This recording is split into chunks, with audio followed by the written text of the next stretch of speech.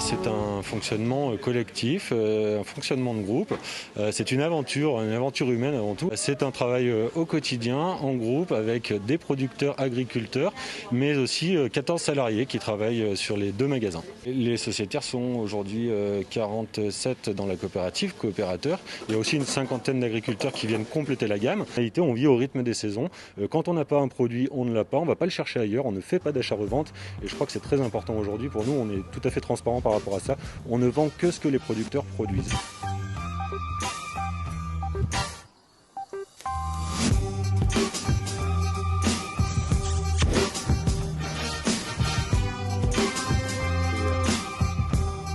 Mais c'est la crise de la vache folle qui a fini par nous décider. Donc je raconte toujours cette histoire parce que c'est important dans la création de Saveurs Fermières.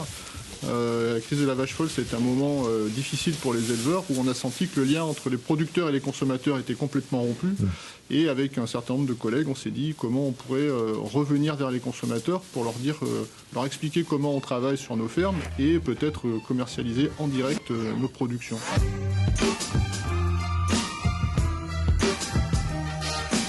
On a contribué, à renouer ce dialogue, à expliquer quelles étaient nos pratiques. Et ça a également permis d'écouter un petit peu ce que les consommateurs avaient à nous dire. Ça a vraiment joué dans les deux sens. Et je crois que c'est ça qui fait le secret de Saveurs Fermières. C'est à la fois la transparence dans nos modes de production et également être à l'écoute des consommateurs.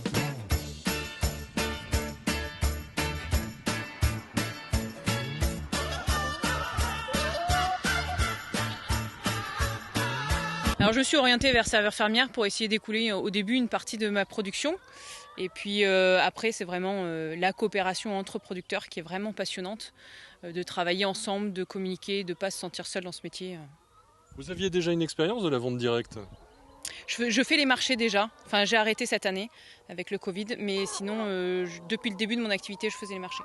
Les poules pondeuses, elles arrivent, elles ont 6 mois. On les garde 1 an.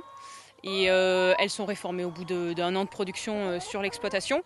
On essaye de les vendre un maximum vivantes une fois parties pour pas qu'elles finissent à l'abattoir. C'est quand même la meilleure des vies pour elles, c'est qu'elles aient un autre petit bout de jardin sur lequel vivre. Et on a du poulet en chair qu'on écoule à Saveurs Fermières en grande partie. Ils arrivent, ils ont un petit mois et ils repartent entre 3 et 4 mois, voire même 5.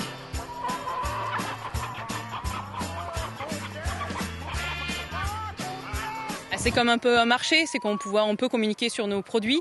C'est assez plaisant de vendre les produits des autres producteurs. Et du coup, on fait ça et avec plaisir en tout cas.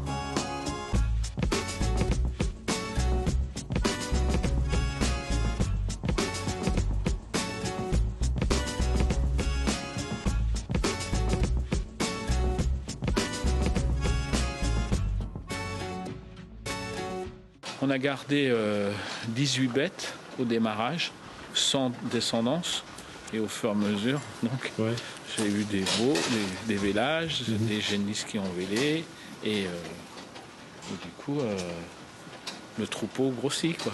Et t'as un fil qui démarre du ruisseau et qui va s'atteigner là où il y a le sapin.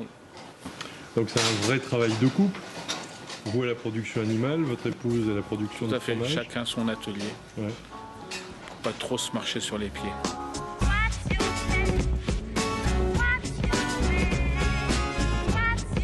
La plupart des gens, ils savent pas du tout à peu près comment se fabrique un fromage. Ils ont du mal des fois même à reconnaître la différence entre une pâte pressée et un fromage lactique par exemple. Donc oui, c'est intéressant quand on vend directement parce qu'on peut expliquer tout ça aux gens, quoi.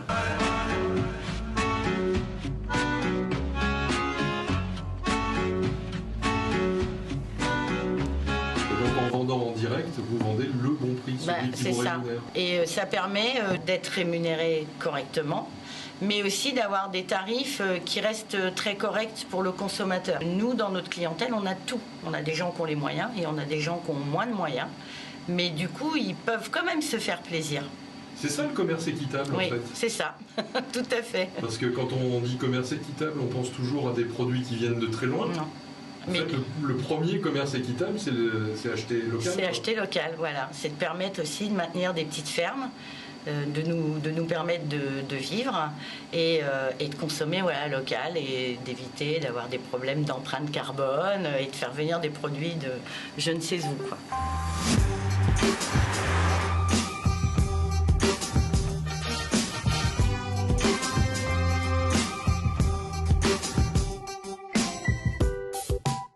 À l'origine, moi, je travaillais essentiellement avec les halles centrales. Je livrais les épiciers des halles centrales et un peu des grossistes.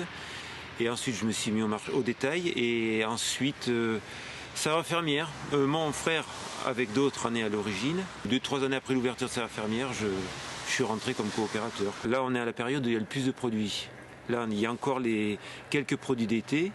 Et il y a les produits de serre et les produits d'hiver qui commencent, enfin les épinards, la mâche, tous ces produits d'hiver, céleri rave, pané, rutabaga, tout ça. On est à la période où il y a le plus de produits, quoi. Ça va diminuer d'ici un mois peut-être ou quelques semaines, mais pour l'instant il y a vraiment beaucoup de produits, beaucoup de diversité dans les produits.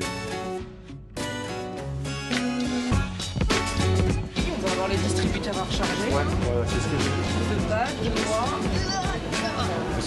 Ce qu'on veut, c'est que les gens se réapproprient les produits de qualité, les produits de proximité, apprennent à cuisiner, utilisent des produits bruts davantage que par rapport à des produits ultra transformés comme on peut les trouver ailleurs, quoi. Et je crois que la force du lien aujourd'hui, le lien social avec les producteurs qui fournissent l'alimentation, c'est indispensable et c'est là-dessus qu'il faut miser pour l'avenir.